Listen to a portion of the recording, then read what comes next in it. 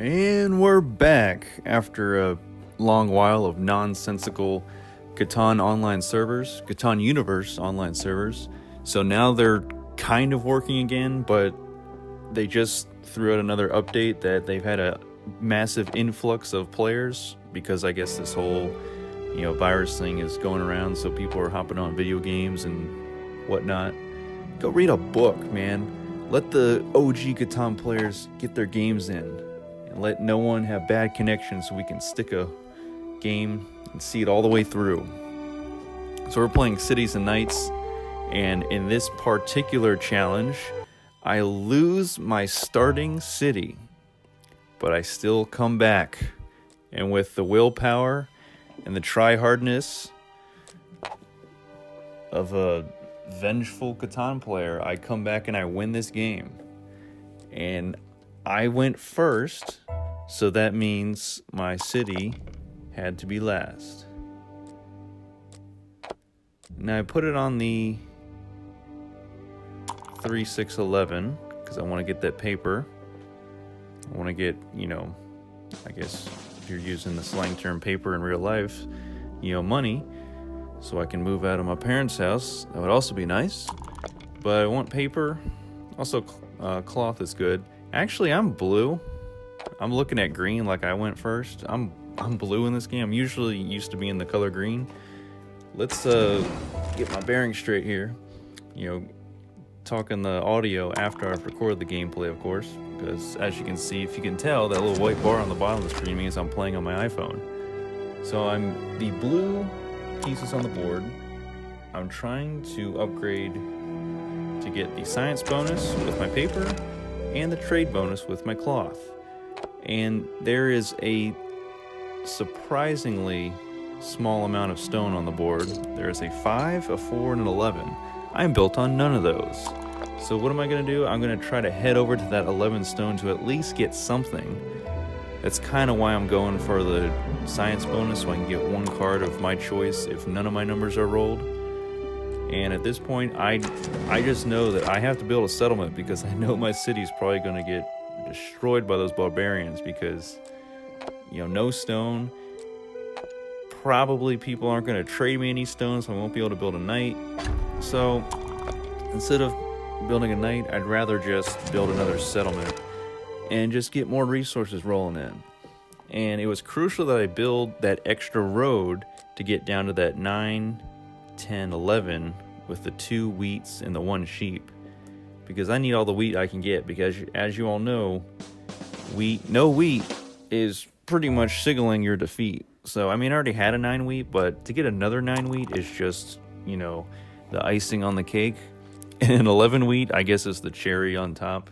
If y'all still eat cakes with cherries on top of them, I really don't. I haven't run into one of those in a long time. But now I built my other road over to that 11 stone. And by building on the settlement on that, I'll also get a 6 wood times 2. But of course, here goes my city. It's gone. They get to keep their city because they built knights like smart, rational people. But on this channel, we just do whatever we want. Rational or not, whether it makes sense or not, we just go for it. And of course, I'm always in a situation where I have to discard cards off a 7 roll, because I'll have less than 7 when it's my turn, but I won't be able to really build anything. So I'll be like, you know what, let me wait, save up.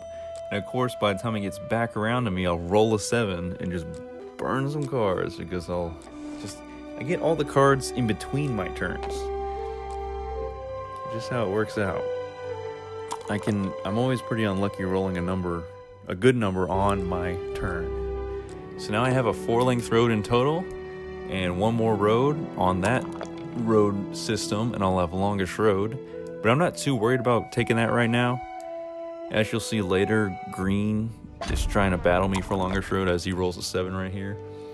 But, I have so many resources that I'm built on. If you look currently, I have 4 settlements, 0 cities, but I have 1, 2, 3, 4, 5, 6, 7, 8, 9, 10 different hexes that I'm built on.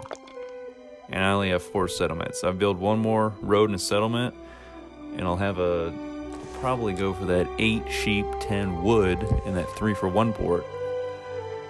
So I'll have a nice 11 hexes to be built on. And I want the city, but this time I want it on the 9 wheat, 6 wood, and it was a 5 wood, but someone used Inventor and switched it to an 11 wood. So I'll just take as much wheat as I can get per usual, and lots of wood and paper, because that's what I'm about. As green takes longest road, good for him. A small victory, a small battle has been won, but the war is ultimately marching to the beat of my drum. I think I said that wrong, but here we go. We need to trade into the bank because no one's going to trade me. And luckily I had irrigation to get all that wheat coming in. So it's been a good crop yield. We're going to trade it in for some stone, build another city.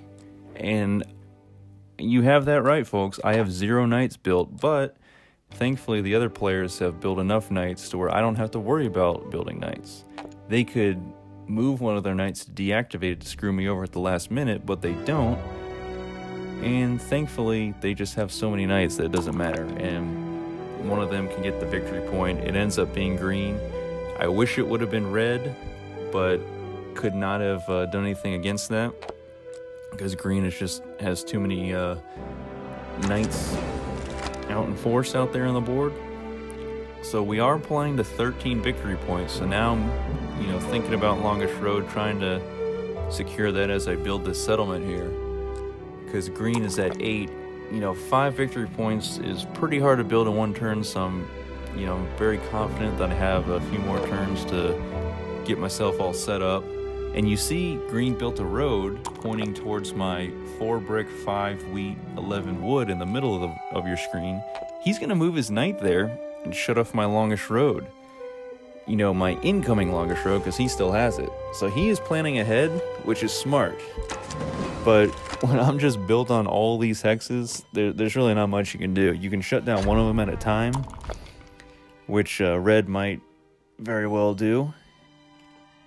And yep, it is on the 10 sheep currently.